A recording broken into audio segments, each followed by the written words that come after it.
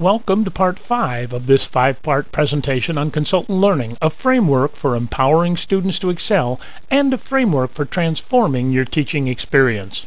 I'm Scott Kunkel, professor at the University of San Diego and creator of consultant learning.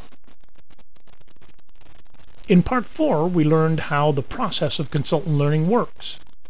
In Part 5 of this presentation, we'll discuss the skills that students develop as a result of using consultant learning.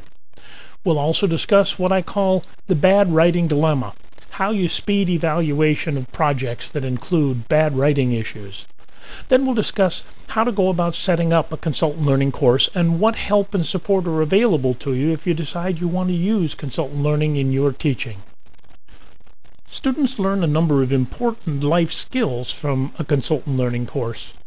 They learn to define a question in researchable terms, to identify information sources, to collect information, to organize information into a readable, professional quality report, to write a report that will be useful to others, to take responsibility for their own work, to produce excellent quality work, and to meet deadlines. These are important life skills. After using consultant learning for over 10 years at the university level myself, I was asked to help test whether it would work in high schools.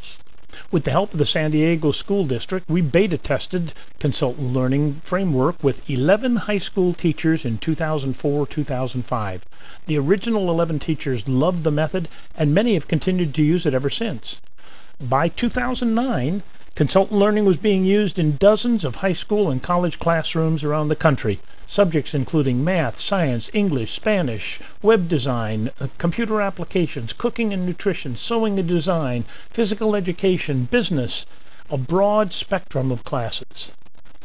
Now, once a student adjusts to the different evaluation method, they generally love consultant learning, particularly the best, most creative students and the students who are usually bored with school, because they see the relevance of what they're learning to their lives, and because they get to choose the context of their learning.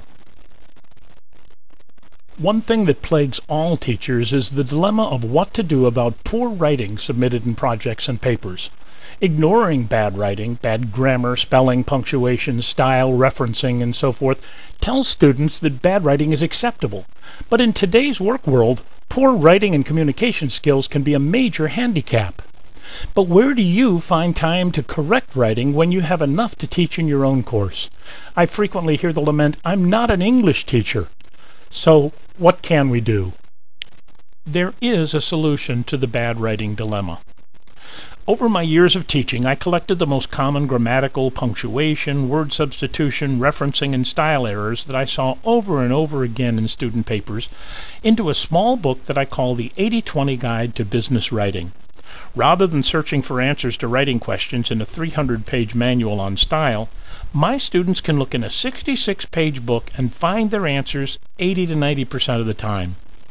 For the teacher, I've written a teacher's manual to the 80-20 Guide to Business Writing, and it will show you how you can improve your students' writing skills and do it in half the time.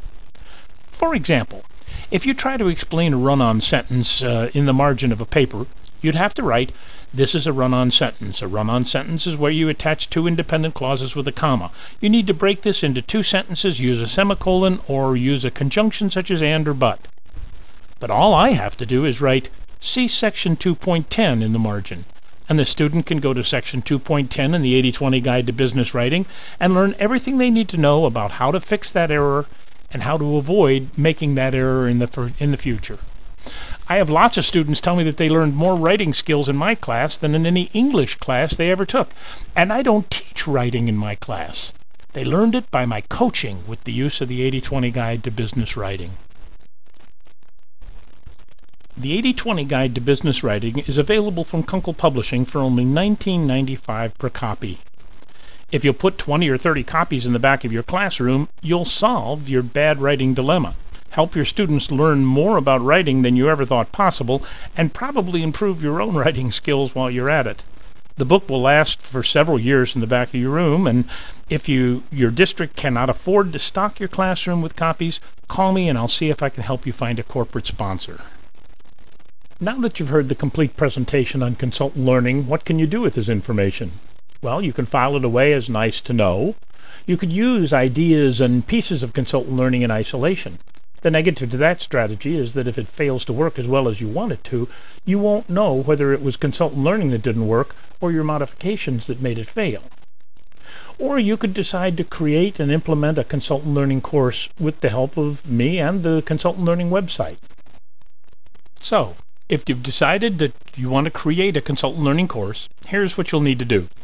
You'll need to create 3 booklets for each course. First, you create a syllabus for the course. You probably already have a syllabus, so this is nothing new, but it's helpful to include a paragraph or 2 about the consultant learning framework so your students know that they'll be graded in a different way than they're accustomed to, which you can just cut and paste from my syllabus on the consultantlearning.com website. Next, you'll create a student guide to consultant learning. This book lists the rules of the game that the students will follow. My student guide to consultant learning is on the consultantlearning.com website in Word format, so you can just open it up, modify it to fit your course, and print it out. Having the rules of the game all written down and available in the classroom really relieves you of having to manage the class. Students become self-managing, and you have time to coach and to teach. Third, you'll need to create a suggested projects booklet that lists the projects from which your students may choose, some of which may be mandatory and others of which are optional, some of which may be group projects and others will be individual. Some will be extensive projects and others will be relatively uncomplicated assignments or exercises. This booklet includes a description of each project and assignment and what excellent quality looks like for that project or assignment. My suggested projects booklets from my courses are on the Teacher Resources tab on the consultantlearning.com website, as are suggested projects booklets from more than a dozen high school teachers from which you can choose, and you can cut and paste information directly from them. Templates and assistance are readily available for free. In addition, you can call me and discuss your course, and I'll be happy to coach you as you create your materials for your course.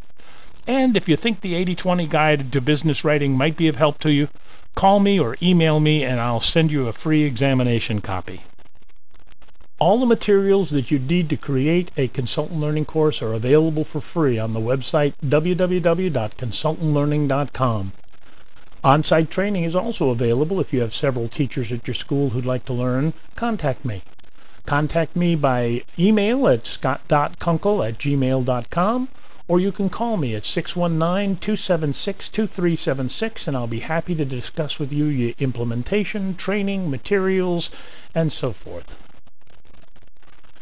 In Part 5, we discussed the skills that students take away from a consultant learning course, how to deal with bad writing in projects, how to set up a consultant learning course, and how to contact me for additional information. This concludes my presentation on consultant learning. If you're interested in trying consultant learning or learning more about it, see the website at www.consultantlearning.com, or contact me and I'll do whatever I can to give you all the information you want and all the support that you need to be successful in your consultant learning course. If you'll try it, I assure you you'll never want to teach any other way again. Meanwhile, if you're an education scholar currently engaged in education research, I have a remarkable research opportunity available to tell you about. Watch Part 6, a 2-minute presentation specially for those who are engaged in research on teaching methodologies. Thanks so much for your attention, and I hope this was of help to you.